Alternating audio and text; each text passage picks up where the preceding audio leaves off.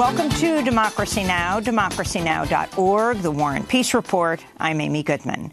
The state of Oklahoma has reached a $270 million agreement with Purdue Pharma, the makers of OxyContin, settling a lawsuit that claimed the company contributed to the deaths of thousands of Oklahoma residents by downplaying the risk of opioid addiction and overstating the drug's benefits.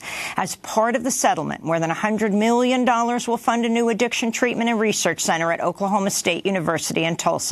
This is the first settlement Purdue has made amid some 2,000 additional lawsuits connecting its painkiller OxyContin to the opioid crisis. After headlines, we'll spend the rest of the hour looking at the opioid crisis. The House of Representatives failed Tuesday to overturn President Trump's veto of a resolution nullifying the president's declaration of a national emergency at the U.S.-Mexico border.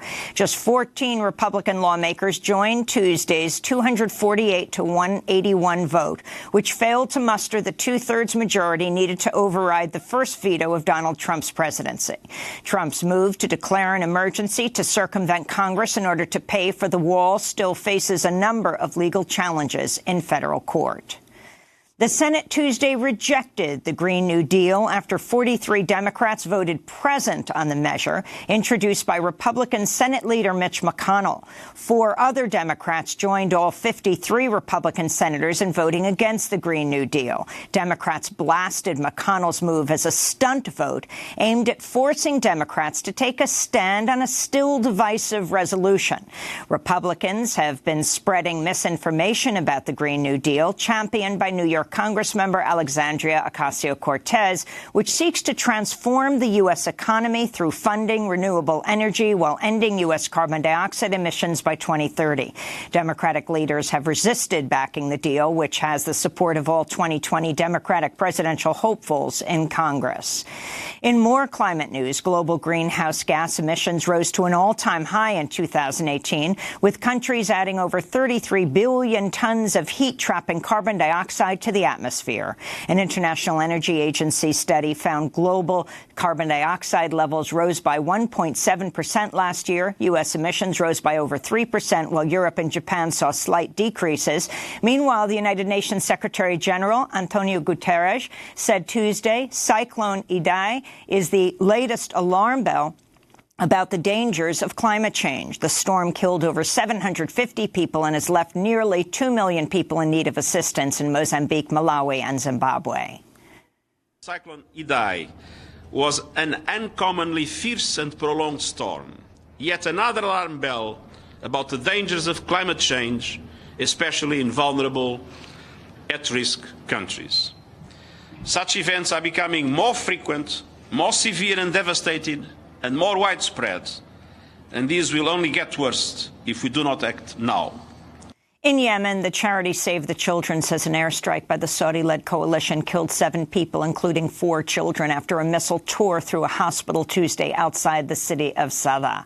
The chief executive of Save the Children said innocent children and health workers have lost their lives in what appears to have been an indiscriminate attack on a hospital in a densely populated civilian area. Attacks like these are a breach of international law, he said. Meanwhile, thousands of Yemenis rallied in the capital Sana'a Tuesday to protest the 4th anniversary of the start of the Saudi-led assault on Yemen. A new study by the Yemen Data Project found more than 17,500 civilians have been killed or injured in air raids since the U.S.-backed assault began in March of 2015. A quarter of the more than 8,000 civilians killed were women and children. The war has devastated Yemen's infrastructure and economy, pushing half the country's 28 million people to the brink of starvation.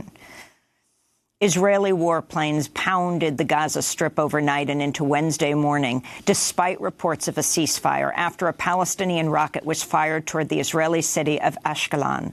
Both Hamas and Islamic Jihad denied responsibility for the rocket fire, saying it was an individual act. Meanwhile, Israeli forces shot and killed an 18-year-old Palestinian in the West Bank during an arrest raid in a refugee camp near Bethlehem. The latest violence came as Israeli Prime Minister Benjamin Netanyahu returned to Israel early from a trip to the U.S., where he met President Trump at the White House and welcomed both Republican and Democratic lawmakers to the annual conference of AIPAC, the American Israel Public Affairs Committee. In Brazil, far-right President Jair Bolsonaro has ordered the army to commemorate the U.S.-backed military coup in 1964 that ushered in 2 decades of dictatorship. Bolsonaro said generals should organize celebrations across Brazil on March 31st, which will mark the 55th anniversary of the coup. Under military rule, Brazil's media was widely censored and political dissidents faced death, exile, and torture. Despite this, Bolsonaro's spokesperson said in a statement Tuesday, quote, "The president does not consider what happened March 31st, 1964, a military coup." Meanwhile, Bolsonaro's predecessor, former President Michel Temer, was released from jail Monday after a judge overturned his preventive detention while he faces corruption charges. Temer was arrested last Thursday and charged with leading an embezzlement and money laundering scheme. Temer took power after his predecessor, Dilma Rousseff, was impeached in what many critics called a legislative coup. In Brussels, the European Parliament's approved a massive overhaul of copyright laws that critics say will bring widespread censorship to the Internet.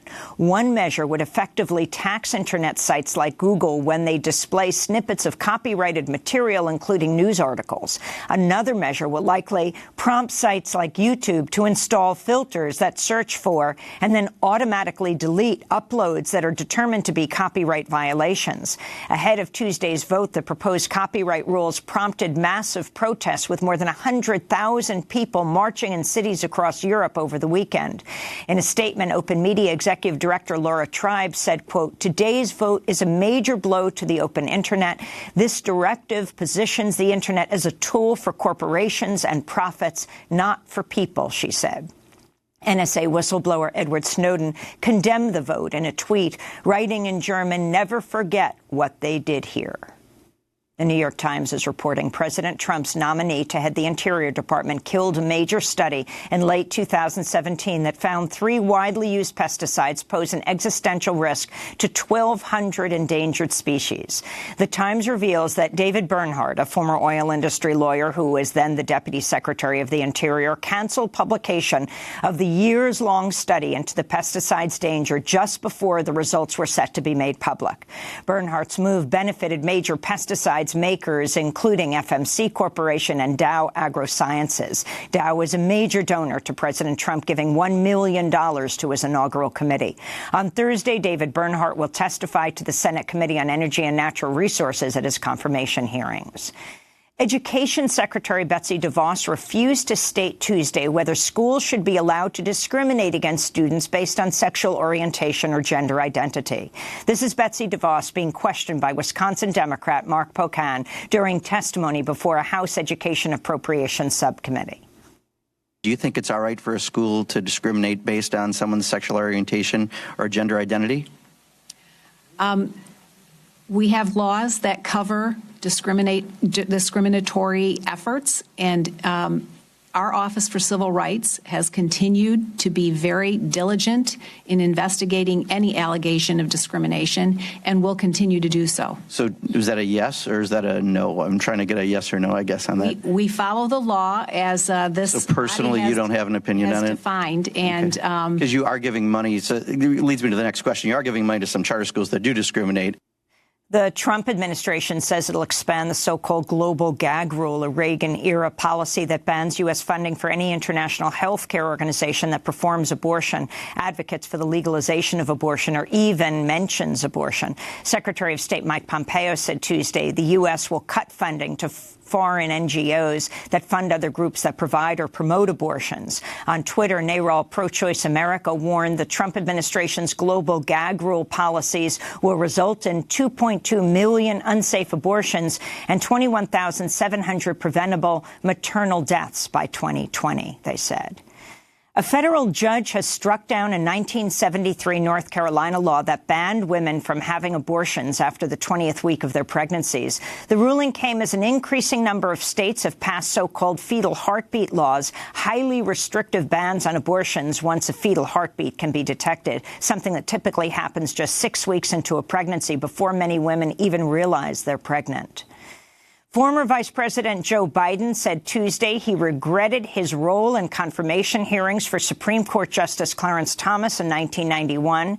During the hearings, Anita Hill, an African-American woman who worked as a lawyer for Clarence Thomas, was questioned by an all-male, all-white Senate Judiciary Committee over her allegations that Thomas had sexually harassed her in the workplace. Speaking at a ceremony for the Biden Courage Awards in New York Tuesday evening, Joe Biden condemned a white man's culture for not taking Hill's claims seriously. We knew a lot less about the extent of harassment back then, over 30 years ago. But she paid a terrible price. She was abused through the hearing. She was taken advantage of. Her reputation was attacked. I wish I could have done something. Biden's comments drew widespread condemnation, with many social media commentators noting Biden was chair of the Senate Judiciary Committee at the time of Anita Hill's testimony. Joe Biden has launched a new political action committee ahead of a widely expected announcement. He'll seek the Democratic nomination for the presidency in 2020. It's not clear whether he's ever personally apologized to Anita Hill.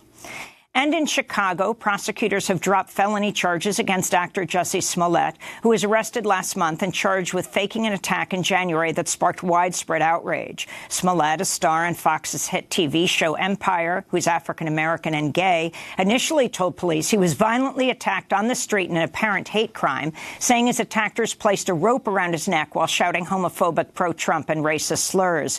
But police investigators believe Smollett paid two brothers, who were personal acquaintances, to carry out a staged attack. On Tuesday, prosecutors said they dropped charges against Smollett after he agreed to perform community service and to forfeit his $10,000 bond. He was charged with 16 felonies originally. Jussie Smollett maintains he gave a truthful account of the event and continues to claim he was the victim of a hate crime. I've been truthful and consistent on every single level since day one. I would not be my mother's son if I was capable of one drop of what I've been accused of. Chicago State's Attorney Kim Foxx said despite the move, her office has not exonerated Smollett. The decision drew outrage from Chicago Mayor Rahm Emanuel, who called it a whitewash of justice. Chicago's police union, the Fraternal Order of Police, called on the Department of Justice to investigate. This is Chicago Police Superintendent Eddie Johnson. Do I think justice was served? No. Where do I think justice is? I think this city is still owed an apology. And those are some of the headlines. This is Democracy Now!, democracynow.org, The War and Peace Report. I'm Amy Goodman.